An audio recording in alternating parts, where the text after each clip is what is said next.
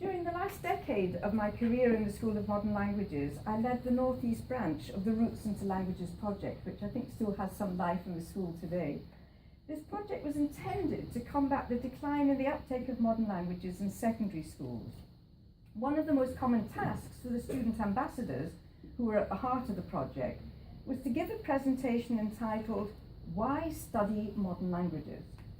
Typically, this presentation would discuss the importance of languages in terms of employability, trade, business and the economy, security, diplomacy, research, social understanding, social cohesion, and in recent years, health.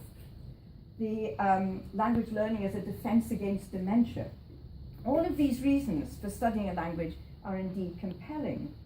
However, in musing what I might say today, I found myself thinking that none of these were really why I chose to study German.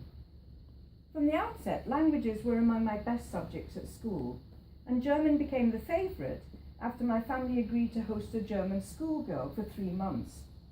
Before Gisela arrived, I was very anxious. This unknown girl was to attend school with me, share my bedroom, and generally be around me for 3 months. We were lucky. We liked each other from the outset and were still close friends to this day. The following summer saw me on my way to spend 6 weeks with Gisela's family. I stayed over with my uncle in London, who asked, "Why are you going to that God-forsaken country?"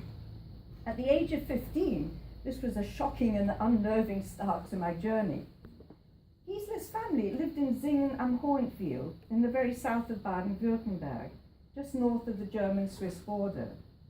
However, Gisela's parents were not originally from there. At the end of the Second World War, they had been expelled from Schlesien, Silesia, and had been resettled in Singen. In later years, I was to meet Frau Gronwald, my landlady in Hamburg, who had fled at the end of the war with her family from Königsberg, now Kaliningrad in Russia. And then there was my colleague in the Sprachenzentrum of Erlangen University, Adelina Gorban, whose family had been driven out of Poland. And finally, my friend Gertrud from Vienna, a branch of whose family lived in Bozen, or to give it its Italian name, Bolzano, in the South Tyrol, an Austrian territory for centuries, which became an Italian province after the First World War. Through these personal encounters, I began to appreciate the limitations of a contemporary atlas with its neatly drawn political boundaries. I began to understand and be fascinated by the rich complexity of the cultural, historical, and social context I found myself in. After the stay in Singen, my next sojourn in Germany was during my undergraduate degree when I was sent to Hamburg as an assistant teacher. This was a good place to learn German. The everyday German spoken here was clear, very close to standard Hochdeutsch, just what I expected from teaching I had had at school and university. However, the school I was allocated to drew many of its pupils from das Alte Land, a fruit-growing area south of the Elbe.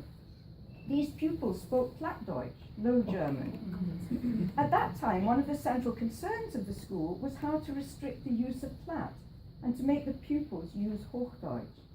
What changed days we live in. Shortly before my retirement, I was invited to give a conference held by the Verein für Niederdeutsche Sprachforschung.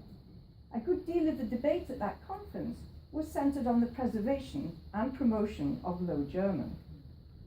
The linguistic experience in Hamburg was my introduction to the pluricentric nature of the German-speaking world. During this year as an assistant teacher, I made a trip to the other end of the country, indeed beyond and into Switzerland, to visit Gisela, who by this time was living in St. Gallen and studying at Constance University. There I heard for the first time the, to my ear, wholly unfamiliar and rather outlandish sounds of Schweizerdeutsch. I found myself wondering at the discrepancy between the ubiquitous dialect usage in spoken language and the use of standard language in the newspapers. This disconcerting experience was to be repeated a few years later. I was working as a lectorian at Erlangen University when my older brother married an Austrian girl from a tiny village called Elbergen in the Tyrol, up the Patscherkofel mountain from Innsbruck. The Austrian family did not speak Hochdeutsch, just their local dialect.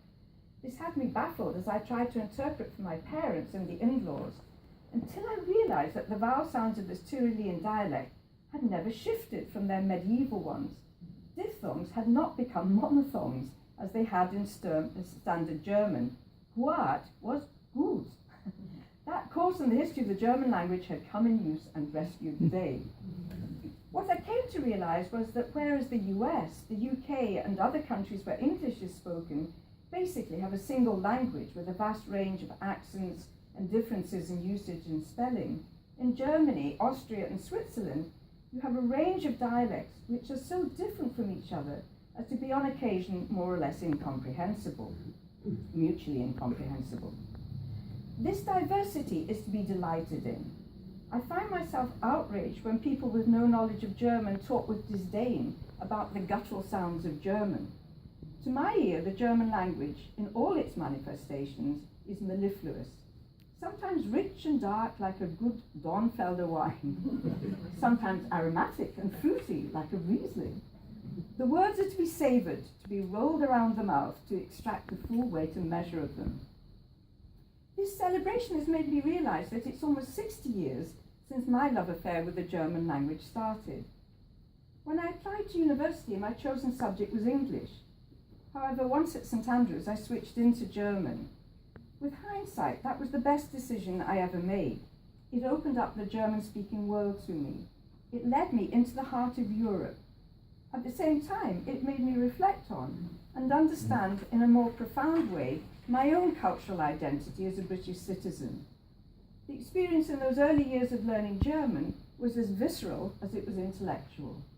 And so, why study modern languages? To find the surest route into the hearts and minds of other people.